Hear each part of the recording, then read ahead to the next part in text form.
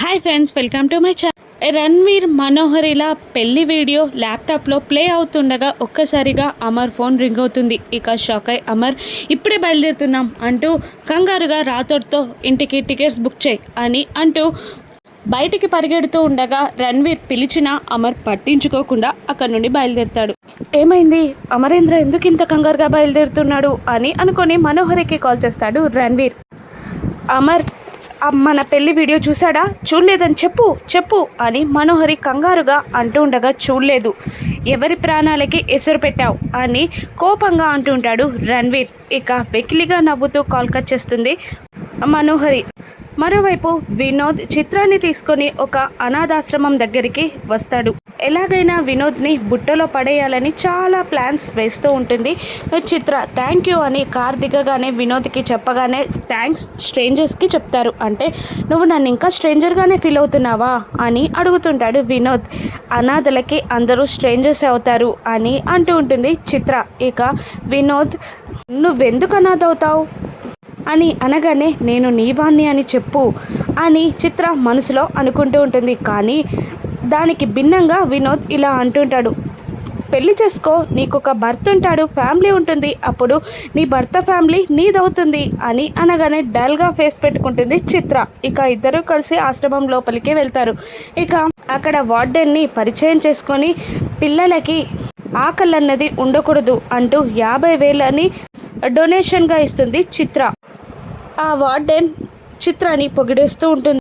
Donation అడిగినా ఇవ్వని ఈ రోజుల్లో వచ్చి 50,000 డొనేషన్ ఇస్తున్నారు, మీరు చాలా గ్రేట్ అని వార్డెన్ పొగుడుతూ ఉండగా ఇప్పటికీ నా దగ్గర ఇవే ఉన్నాయి, ఆ తర్వాత నా చేతికి డబ్బందాకా మీకు ఖచ్చితంగా ఇస్తాను అని అంటూ ఉండగా పక్కనున్న వినోద్ చిత్రతో అన్ని వాళ్ళకి ఇచ్చేస్తే నువ్వెలా సర్వైవ్ అవుతావు అని అడుగుతూ ఉంటాడు. అప్పుడు ఆకలితో పోరాటం నాకేమీ కొత్త కాదు, నాలాగా వీళ్ళు సఫర్ అవ్వకూడదు అని వేదాంతం మాట్లాడుతున్నట్టు మాట్లాడి వినోద్ని బుట్టలో పడేయడానికి చిత్ర ప్లాన్ చేస్తూ ఉంటుంది. చిత్రని ఒక్కసారి చూసి కార్ దగ్గరికి పరిగెడతాడు వినోద్. ఇదేంటి ఇంతలా పరిగెడుతున్నాడు, ఇప్పుడే తీసుకొచ్చి నాకు తాళి కట్టేస్తాడా అని ఊహల్లో తేలిపోతూ ఉంటుంది చిత్ర. కానీ చెక్ బుక్ని తీసుకొచ్చి 5 lakhs రాసి డొనేషన్ ఇస్తాడు వినోద్. అమ్మో, 50,000 ఇవ్వడానికి నేను చచ్చిపోయాను, వీడేంటి 5 lakhs ఇస్తున్నాడు, పెళ్ళయ్యాక వీడి జాలి గుణాన్ని కట్టేయాలి అని అనుకొని అదేంటి 5 lakhs చెక్ రాసావు అని అంటూ ఉంటుంది చిత్ర వినోద్తో. ఏంటి నీ దగ్గర ఉన్నదంతా ఇచ్చేసి నువ్వే పుణ్యం మూట కట్టుకోవాలి అనుకుంటున్నావా అని అంటూ మీకు ఇంకేమైనా అవసరం పడితే నాకు కాల్ చేయండి అని అనాథాశ్రమం వార్డెన్కి చెప్పి వినోద్ బయటికి నడుస్తాడు. వినోద్ వెనకాలే నడిచినట్టు నడిచి ఒక్క నిమిషం నేను మళ్ళీ వస్తాను అని వార్డెన్ దగ్గరికి వచ్చి మీకు ఇచ్చిన చెక్లో డేట్ తప్పుగా ఉంది అని అంటూ ఉంటుంది చిత్ర. డేట్ చూసి లేదు కరెక్ట్గానే ఉంది కదా అని అంటుంటుంది వార్డెన్. ఇక మళ్ళీ సైన్ కూడా తప్పుగా ఉంది, రెండు సెట్ చేసి నేను 2 daysలో తెచ్చిస్తాను అంటూ చెక్ని లాక్కొని పరిగెడుతుంది చిత్ర. ఇక బయటికి వెళ్ళాక 50,000కి 5 లక్షల లాభం అని అనుకొని మురిసిపోతూ ఉంటుంది చిత్ర.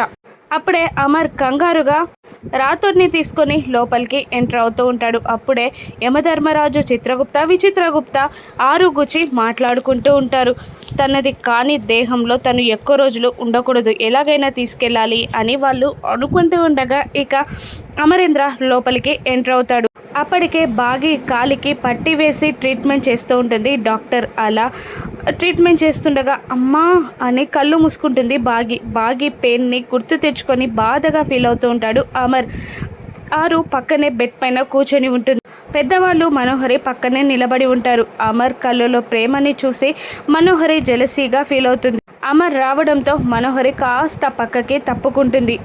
ఇప్పుడు ఎలా ఉంది అని అమర్ డాక్టర్తో అడగ్గా పర్లేదండి, ఒక 4 days రెస్ట్ ఇవ్వాలి అంతే అని అంటూ ఉంటుంది. డాక్టర్ ఏమైనా ఎక్స్రే తీపిద్దామా, హాస్పిటల్లో జాయిన్ చేపిద్దామా అని అంటుంటాడు అమర్. పర్లేదండి, అవసరం లేదు, ఒక 4 days మాత్రం రెస్ట్ ఇస్తే సరిపోతుంది అని అంటూ ఉండగా అలాగే అంటాడు అమర్. డాక్టర్ని పంపించి రమ్మని రాథోడ్కి చెప్పి పక్కనే బాగి పక్కన కూర్చుంటాడు అమర్. ఇద్దరు చూపులు కలుస్తాయి. ఇద్దరు ఒకరినొకరి ప్రేమగా చూసుకుంటారు. ఎలా జరిగింది అని కనుక్కుంటూ ఉంటాడు అమర్. పెద్ద ప్రమాదం తప్పిందిరా ఈరోజు బాగీకి అని నిర్మలమ్మ చెప్తూ ఉంటుంది. నీకు జాగ్రత్తగా నడవమని ఎన్నిసార్లు చెప్పాను అమర్ కాస్త కోపంగా అంటూ ఉంటాడు. నేను జాగ్రత్తగానే నడుస్తున్నానండి, కానీ స్టెప్స్ పైన వాటర్ ఉన్నాయి, జారిపడ్డాను అని అంటూ ఉంటుంది బాగి. అక్కడ జరిగింది గుర్తు తెచ్చుకుంటూ. మనోహరి కావాలని స్టెప్స్ పైన వాటర్ పోస్తుంది. స్టెప్స్ పైన వాటరా, అక్కడికి వాటర్ ఎలా వచ్చాయి అని అమర్ అనుమానంగా అంటుండగా మనోహరి నిజమెక్కడ బయటపడుతుందో అని బాగి బట్టలు తీసుకెళ్ళినప్పుడు పడుంటాయి అమర్ అని కవర్ చేస్తూ ఉంటుంది మనోహరి. బాగి కోపంగా చూస్తూ ఉంటుంది. ఆ తర్వాత అమర్ బాగీలని ఎలాగైనా కలపాలని పెద్దవాళ్ళిద్దరూ ప్లాన్ చేసి 4 రోజులు రెస్ట్ ఇవ్వాలంట అని అనగానే కాలు కింద పెట్టకుండా చూసుకోవాలి అని అంటుంటుంది నిర్మలమ్మ. కాలు కింద పెట్టకుండా చూసుకుంటావా, తనకి సేవలు ఎవరు చేస్తారు అని అంటూ ఉంటుంది సదాశివం గారు నిర్మలమ్మతో. నేను చేస్తాను అన్నట్టు నోరు విప్పబోతున్న ఆరుకి సైగ చేస్తాడు సదాశివం. సదాశివం సైగని అర్థం చేసుకొని సైలెంట్గా ఉండి, నేను చేసేదాన్ని, కాకపోతే నాకు పిల్లలతోనే సరిపోతుంది అని అంటూ, ఆంటీ మీరు కాస్త చూసుకోండి బాగీని అంటూ ఉంటుంది ఆరు.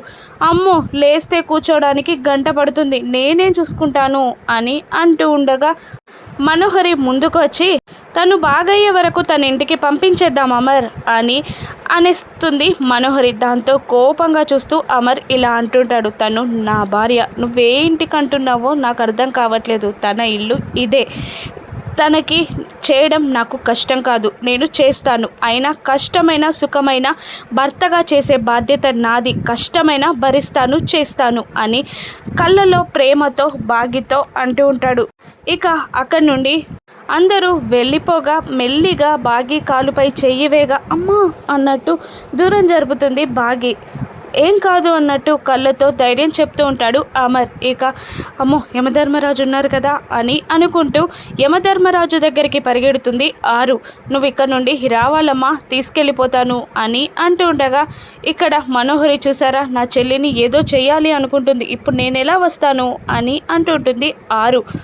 నీకు ఇంటికి రుణం తెగిపోయింది, ఇది నీళ్లు కాదు, ఇక్కడుంటే నీకు బాధలు కష్టాలే తప్ప ఏమీ ఉండవు అని అంటూ ఉంటాడు యమ. అయినా పర్లేదు, నేను ఇక్కడే ఉంటాను అని అంటూ ఉంటుంది ఆరు. బలవంతంగా తీసుకెళ్తే నేను చెయ్యాలనుకున్నది ఖచ్చితంగా చేస్తాను అని ఆరు బెదిరిస్తూ ఉండగా, నువ్వు ఇప్పుడు గనక రాకపోతే వచ్చే పౌర్ణమితో నీ భవిష్యత్తు మరో జన్మ ముగియనుంది, ఇప్పుడు వస్తే స్వర్గంలో కాస్తన్ని రోజులైనా సుఖంగా ఉంటావు అని అంటున్నా కూడా ఆరు ఆ మాటలని పట్టించుకోకుండా పౌర్ణమి లోపు ఆ మనోహరిని ఇంటి నుండి పంపించేస్తాను అని ఛాలెంజ్ చేస్తుంది.